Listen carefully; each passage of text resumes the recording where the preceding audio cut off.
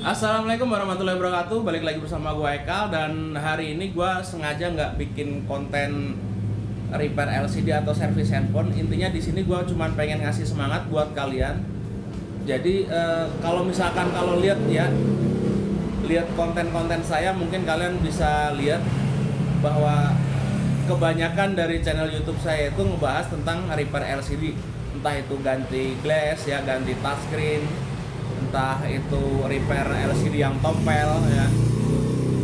Di situ udah banyak gua bahas tentang itu, dan alat-alat yang gua pakai mungkin ya, karena kalau buat gua sendiri sebenarnya itu alat standar repair lah, karena alat standar repair, dan itu gua nggak ada yang bikinan sendiri, nggak ada yang handmade ya. Jadi semuanya itu alat gua beli dengan hasil gua ngumpulin, gua pinjem utangan lah, gua ngutang juga gitu karena gua pengen beli alat ini. Dan sebenarnya gue nggak mau bahas itu. Kalau untuk harga sendiri, mungkin yang kemarin nanyain tentang harga alat-alat repair LCD itu udah gue share ya di video saya sebelumnya. Itu udah gue jelasin dari bubble remover, dari separator, dari lampu V-nya, semuanya udah saya jelasin. Karena cuman di sini gue baru baca postingan Om Ruday teknisi handphone ya di Facebook. Kalau kalian masuk Facebook teknisi ponsel Indonesia, di situ ada postingan Om Ruday teknisi HP. Ceritanya dia itu bikin bubble remover sendiri ya, bikin alat sendiri. Ya mungkin kalau misalkan dari segi ekonomisnya mungkin lebih murah ya. Cuman hasilnya dia itu ceritanya bikin separator, karena ya kalau misalkan bikin bukan separator ya, bikin bubble remover. Dan bubble removernya itu dia menggunakan kompresornya, pakai kompresor AC yang 1 PK dengan nilai tekanannya itu 500 PSI. Dan hasilnya kalian lihat seperti ini ya.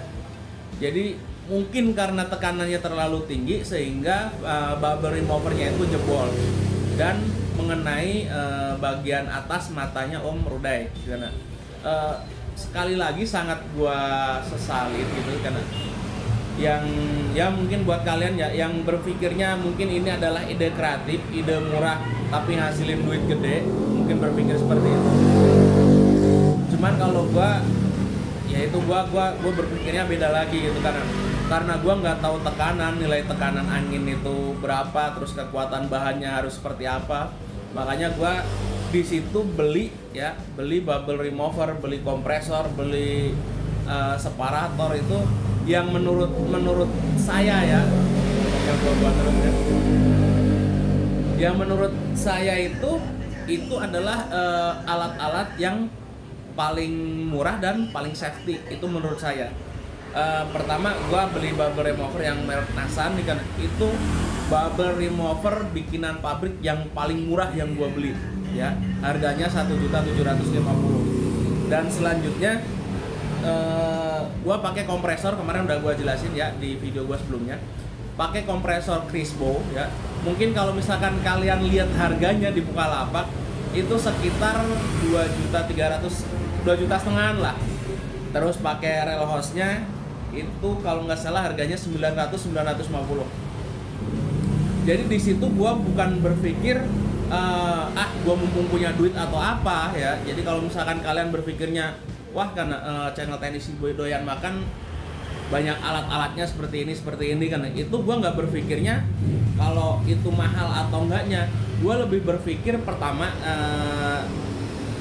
merek Crisbo itu dari waktu dulu gua masih SMP lah gitu, itu udah tahu, STM lah, dari gua STM itu gua udah merek Crisbo itu udah tahu dan kualitasnya emang bagus.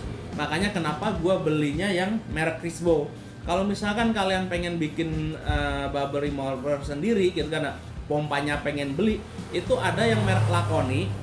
Kalau nggak salah harganya sekitar 750.000 di Tokopedia.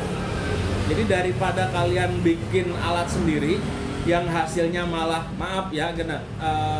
saya lihat di postingan Om Ruday gitu kan, niatnya sebenarnya pengen berkreasi lah gitu ya tentang bubble remover. Cuman hasilnya di sini malah yaitu karena bubble removernya jebol, karena terus matanya nggak tahu kena serpian LCD atau serpian bubble removernya, karena hasilnya malah buang-buang duit itu menurut gua, dan keselamatan kita waktu bekerja karena apalagi pas ngoprek LCD kan itu dipertaruhkan kan. Coba kalau misalkan sampai ya maaf lah gitu kena bagian mata terus kita nggak bisa ngeliat lagi gitu kan. Jadi buat saya sendiri, buat kalian kalau misalkan kalian pengen main di LCD, pengen belajar repair LCD, nabunglah karena kalau misalkan ya anggap gitu karena kalian karena sehari rokok 20.000 bisa kok karena buat beli rokok, masa buat nabung aja nggak bisa gitu. Buat ya nabung sehari 20.000 50.000 karena masa nggak bisa gitu kan. Ibarat kata kalau misalkan teknisi karena ganti konektor satu aja karena bisa buat ditabung, kan tinggal kita kalkulasi. Kalau misalkan kalian berpikirnya hanya berpikir instan karena murah terus hasilnya sama aja karena itu ya terserah kalian. Gua cuman ngasih ke kalian kalau misalkan kalian pengen mainan di repair LCD gitu karena ya pertama usahain lah kalau misalkan beli alat atau bikin alat itu yang safety-nya itu udah bener-bener kejamin. Jangan sampai kejadian si Om Rudi ini terulang kembali ya. Jadi karena hanya ingin berpikirnya hanya hasilnya sama aja sama yang pabrikan, kenapa nggak kita bikin sendiri? Oke, berpikir kreatif seperti itu atau bereksperimen bikin sendiri itu emang nggak masalah, dan gue acungin jempol gitu. Ada beberapa teman saya ya yang udah pernah bikin ini dan berhasil dan sampai dia dijual juga gitu kan. Ya cuman itu tadi kan dari segi ekonomisnya mungkin ekonomis ya, cuman dari segi safety-nya ya itu belum bisa dites karena bagus apa enggaknya karena dites ya, itu belum ada, cuman berpikirnya bahwa ini bagus karena beda lagi kalau misalkan kalian pengen beli atau pengen bikin atau minta orang dibikinin, bang bikinin separator seperti ini atau bikinin bumper remover seperti ini dan ada jaminan kalau misalkan ada apa-apa garansi karena nanti saya tanggung jawab, itu beda lagi lain ceritanya. Doa saya mudah-mudahan semua teknisi handphone di Indonesia kalau misalkan kalian pengen main di LCD, pengen ya intinya pengen ngoprek LCD lah, karena seperti yang kalian ketahui harga LCD emang lagi gila-gilanya ya. Kita sebagai teknisi mungkin ngejerit lah gitu kan. Biasa anggap contoh yang kemarin lagi viral ya, Xiaomi Redmi 4A itu sebelum Covid kalau nggak salah itu harganya sekitar 100 ribuan karena cuman setelah Covid itu harganya hampir menyentuh sampai di 200 ribu karena bayangin gitu kan, harga Xiaomi Redmi 4A aja paling harga jualnya 400 ribu gitu, dipintain LCD ganti LCD 300 3,5 pasti ngejerit kan gitu. Jadi buat kalian yang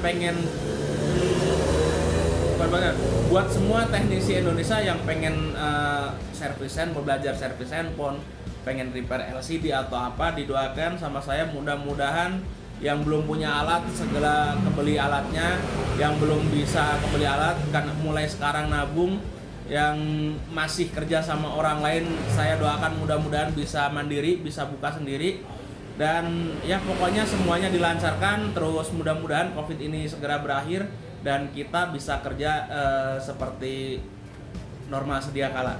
Oke, terima kasih gua Haikal, terima kasih udah nonton ocehan saya, terima kasih udah support channel Teknisi Doyan Makan. Gua Haikal, wassalamualaikum warahmatullahi wabarakatuh.